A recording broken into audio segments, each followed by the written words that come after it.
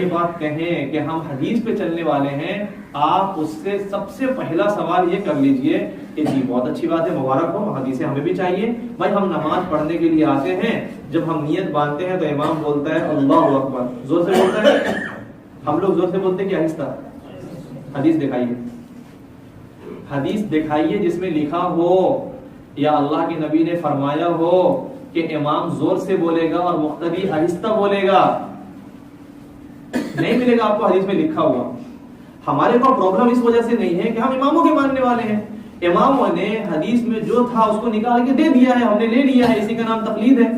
لیکن آپ تو چونکہ اہل حدیث ہے نا، تو حدیث سے دکھانا پڑے گا، حدیث میں لکھا ہوا بتانا پڑے گا، اور اگر نہیں بتا سکتے اور یقیناً نہیں بتا سکتے تو پھر یہ تو بہت بڑا جھوٹ ہے نا کہ ہم تقلید نہیں کرتے، اور تقلید نہیں کرنی چاہیے۔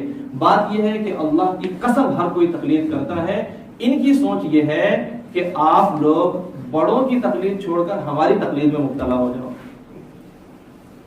پہلوں کو چھوڑ کر آج والوں کے پیچھے چلو، یہ ہے ان کی سوچ۔ اور ہماری سوچ یہ ہے کہ نہیں، ہم بڑوں کے ساتھ چلیں گے۔ اللہ کے نبی صلی اللہ علیہ وسلم نے بیان فرمایا البرکۃ مع اکابرکم، برکت تمہارے لیے تمہارے بڑوں کے ساتھ رہنے میں ہے۔ کہاں رہنے میں ہے؟ بڑوں کے ساتھ رہنے میں ہے۔ سب سے بڑے صحابہ کرام ہیں، کون ہیں؟ صحابہ کرام نے حدیث کو جیسا سمجھا ہے اور جیسا سمجھایا ہے اپنے شاگردوں کو، تابعین کو، اماموں کو، ویسے ہی ہم عمل کریں گے، چاہے حدیث میں لکھا ہوا ہمیں کچھ ملے، حدیث میں لکھا ہوا ہمیں کچھ بھی ملے، لیکن سمجھا جیسا ان بڑوں نے ہے نا، ہم اس پہ عمل کریں گے، اور اللہ کی قسم ایسے ہی طریقے پہ چلنے میں کامیابی ہے۔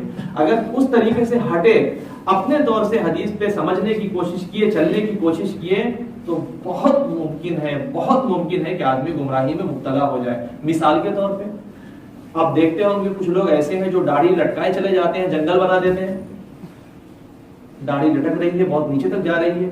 اب ان بیچاروں کو ایک حدیث دکھ گئی کہ داڑھی کو چھوڑو، داڑھی کو معاف کرو، داڑھی کو بڑھنے دو، یہ حدیث میں لفظ ہے، تو اس کا مطلب انہوں نے سمجھ لیا کہ اس کو ٹچ نہیں کرنا، اس کو نہیں کاٹنا، چاہے جنگل بن جائے۔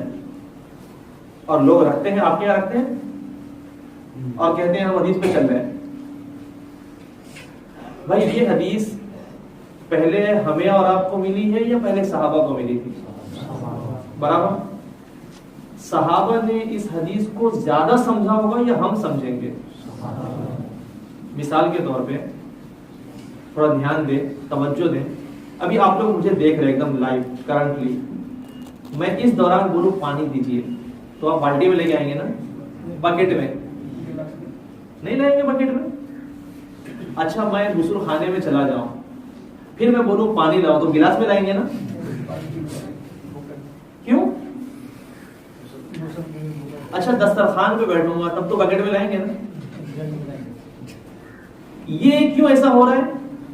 کیونکہ ہم سب عقل مند ہیں، ہم لوگ حالات کو دیکھ رہے ہیں، برابر؟ تو جب ہم لوگوں کے پاس تھوڑی سی عقل ہے تو ہم یہ سمجھ رہے ہیں کہ کس وقت کی بات کا کیا مطلب ہوگا۔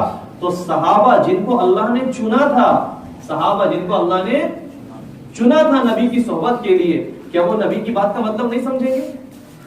تو انہوں نے جیسا سمجھا ہے، ہم کہتے ہیں اسی سمجھ پہ آ جاؤ، بس بات ختم، اسی سمجھ پہ آ جاؤ، اپنی سمجھ نہ لڑاؤ، ورنہ اپنی سمجھ لڑاؤ گے تو یہی ہوگا کہ تمہاری داڑھی جو ہے جنگل بن جائے گی۔ حضرت عبداللہ ابن عمر رضی اللہ تعالی عنہ اس حدیث کے بیان کرنے والے ہیں کہ آقا علیہ الصلوۃ والسلام نے بیان فرمایا داڑھی کو لمبی کرو، داڑھی کو چھوڑو، لیکن اس کے باوجود وہ خود ایک مٹھی سے زیادہ بڑی ہو جانے کے بعد اگلا حصہ کاٹ لیا کرتے تھے۔